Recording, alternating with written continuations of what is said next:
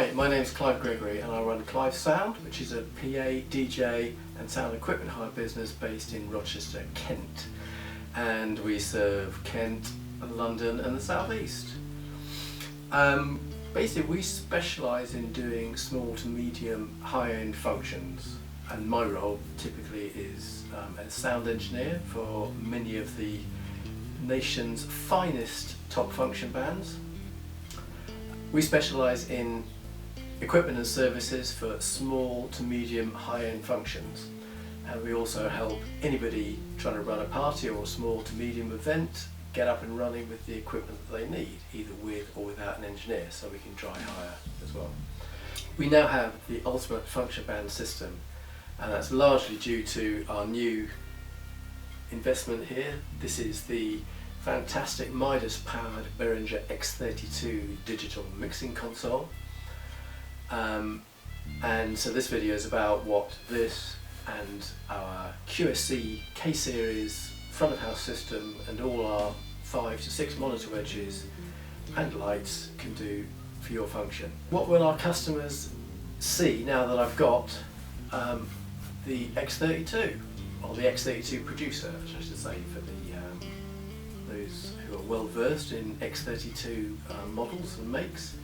The producer version is the small footprint version of what is a larger series desk, but it comes with all the firepower of its big brother.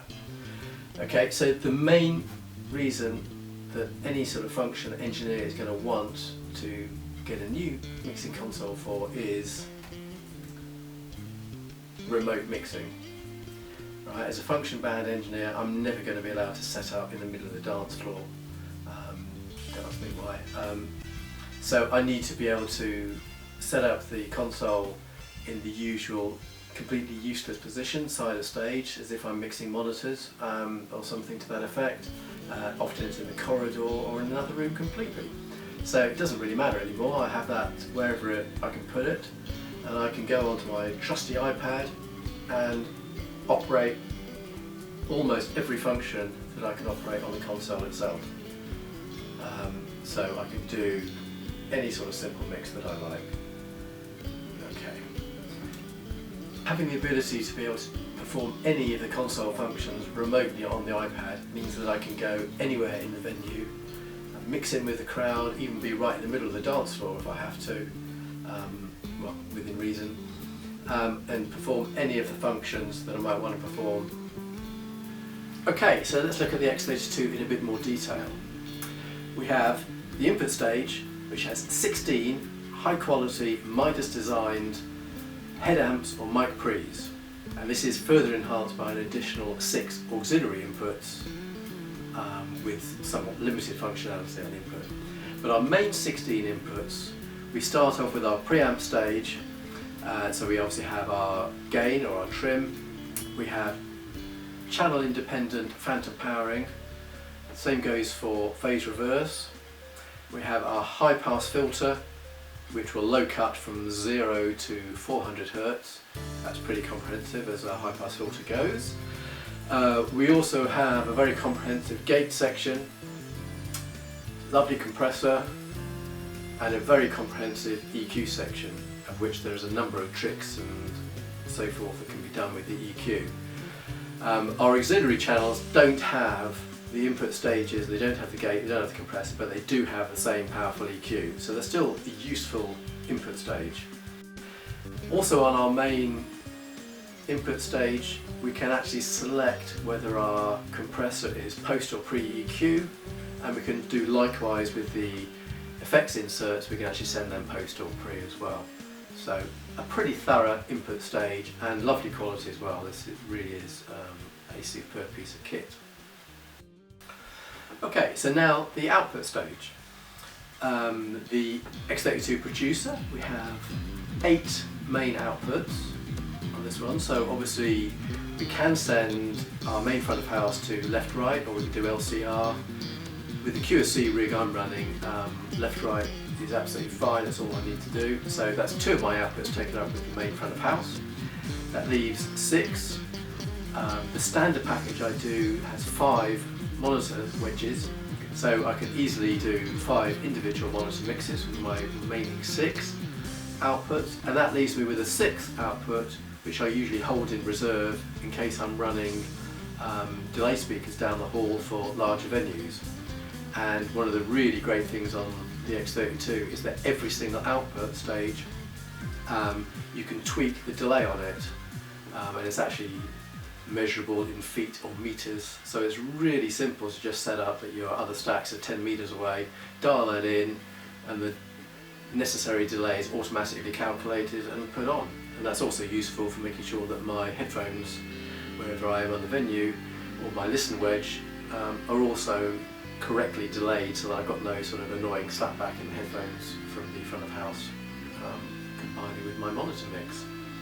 So, pretty good. We also have on the output stage another load of auxiliary outs, so there's no reason really why I couldn't output something like 10 individual monitor mixes by incorporating my auxiliary outs. Not quite as good a quality probably, and they don't have the delays on them, but certainly good enough for sending a monitor mix. So on the output stage we have 6 matrix mixes, or 6 matrix outputs that we can send. So if we're doing a more complex event, then we've got 6 independent mixes that we could send to different rooms or different stages of the event. They can have completely different items going on them, and we can control them all from our matrix that's on board the X32. Another great feature of the X32 is that we can, on our little USB stick, we can store loads and loads of shows, and within each show we can store at least 100 scenes. I've actually forgotten how many scenes it is off the top of my head, but it's at least 100 scenes. It means that basically any band, whether it's a band I've seen before or not, if I've got their lineup, I can actually pre-program the desk, turn up to the event with the desk fully programmed with their show in it, and pretty much hit the ground running as soon as the console is switched on.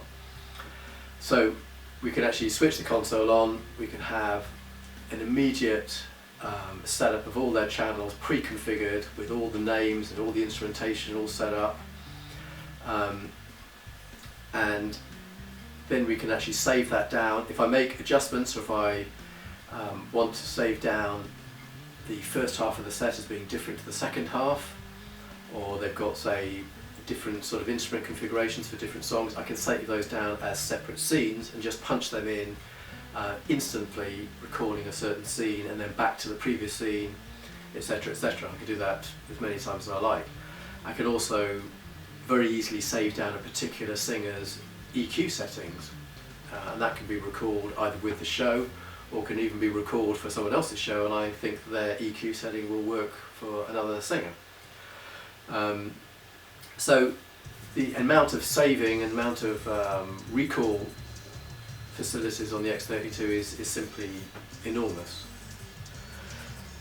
In addition to that, we also have over here a MacBook that's recording this session, and the record facility in the X32, which is a complete fully fledged audio interface between live analog input and computer, or DAW, whatever DAW you're running, whether it be Logic or Pro Tools, or in this case I'm running the freebie that comes with the X32 called Traction. We can immediately record without any influence of the live mix straight onto the computer. I'm now recording, in theory I'm recording 16 in, and I can then do a 16 out playback straight away. All I've got to do to play back is simply select the input stage to read the card from the computer, rather than its analog inputs. It's as simple as that. And finally, most bands want some effects. And does the X32 have some effects? Yes, the X32 has 8, yes, a staggering 8 effects racks on board.